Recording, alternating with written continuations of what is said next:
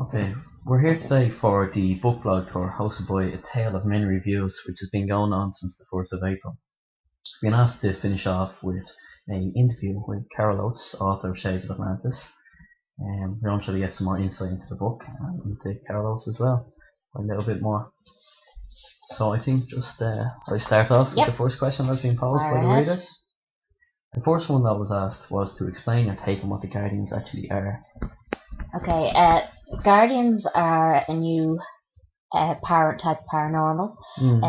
They're inspired by a mythical race of people that invaded Ireland thousands of years ago. They're not immortal. They do live for a long time. They live for centuries. Some of them have special abilities, paranormal type abilities. They have soulmates. They recognise their other half instantly. Basically, they are two halves of a whole. Their history ties in a lot of Celtic lore with Arthurian legends and obviously Atlantis. Some of the Atlantis legends are twisted up in their history as well. And that's about it. That's about my take on everything for the Guardians. Yes. No problem. Okay, so the next question that has been asked is about the next book that's in the series of Shades of Atlantis. It's Shades of Avalon, and this book is actually going to be written from Ben's point of view. The readers are wondering if you give a bit more information about Ben, or maybe a few teasers about what this book might include. Okay. As you said, the second book is called Shades of Avalon.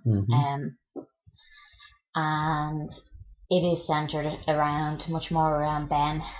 In Shades of Atlantis, Ben was kind of a little bit in Triona's shadow. It's part of Triona's makeup that everyone around her is drawn to protect her, including Ben. So in the second book, we see him kind of coming into his own, exploring his own feelings about this new world that they've come into and his new relationship.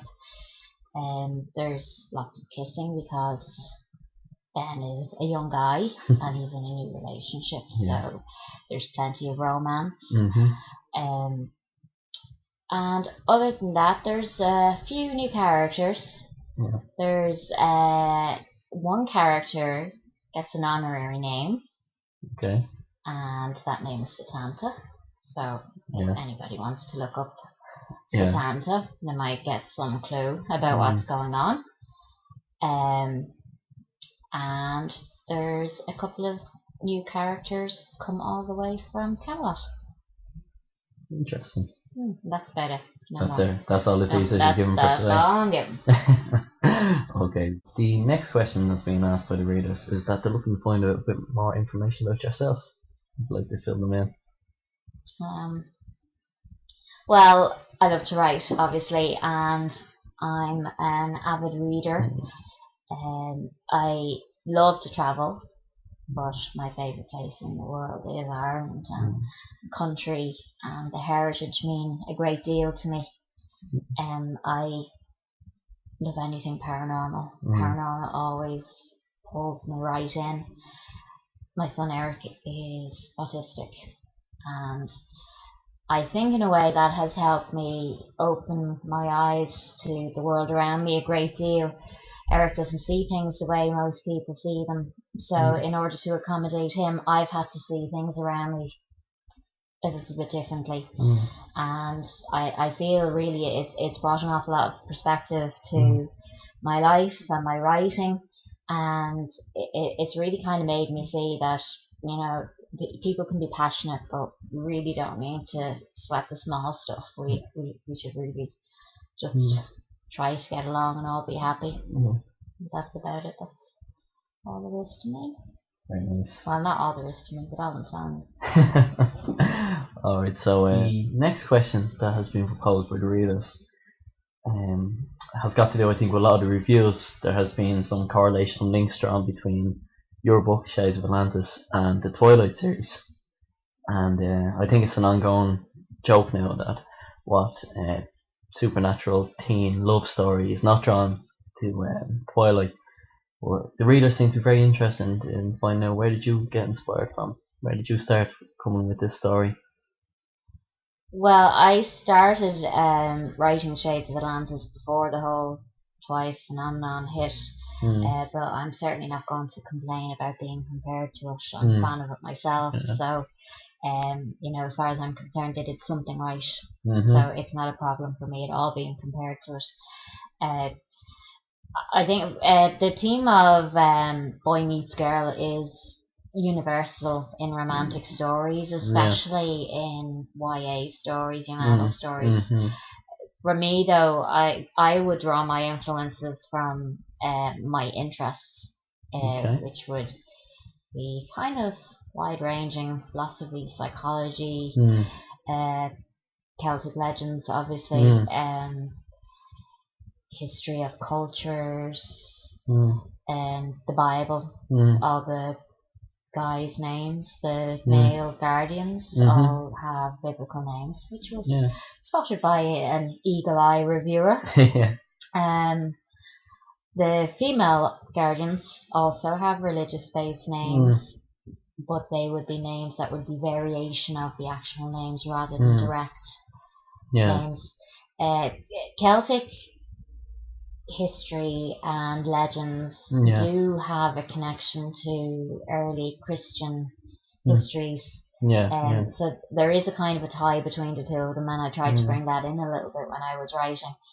And I really think that the theme of the returning savior is kind of a universal theme as well in any kind of adventure or fantasy novel. There always has to be a hero. So that's really where I draw my influences from, and that's how Shades of Atlantis came about.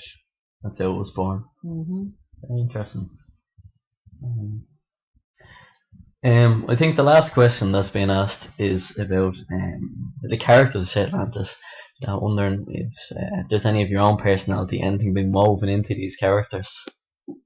Well,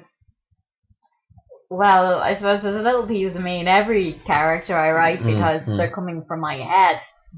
Sometimes they're in there just talking among themselves. As you do. As you do. I'd say if I'm like anybody, it would probably be Amanda. Okay. A little bit scatty and likes to stamp her feet a lot and never on time for anything. Yeah, that would kind of be me. That'd be you. Triona, not so much. I'm absolutely nothing like Triona, and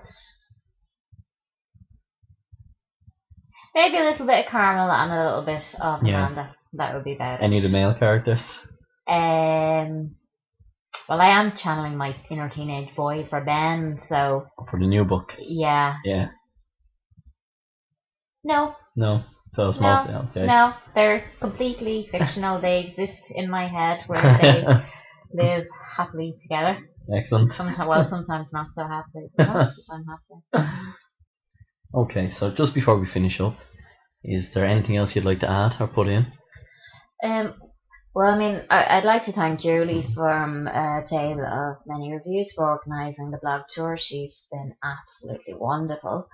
I've been following along every day with the reviews and the posts and the comments, and I just want to thank everybody who's tweeted and Facebooked and wrote posts and read Shades of Atlantis and basically has helped me get the book out there. I very much appreciate everything that everybody has done. It was great to see the range of reviews, and that's about it really. Excellent. Thank you to everybody, and don't forget to enter the draw for the prize packs. Thanks very much, Carol. Looking forward to your next book, Shades of Avalon. Oh, you've read some of Shades of Avalon? I have read some Shades of Avalon, and I'm definitely looking forward to reading the completed version. Okay. Thanks very much.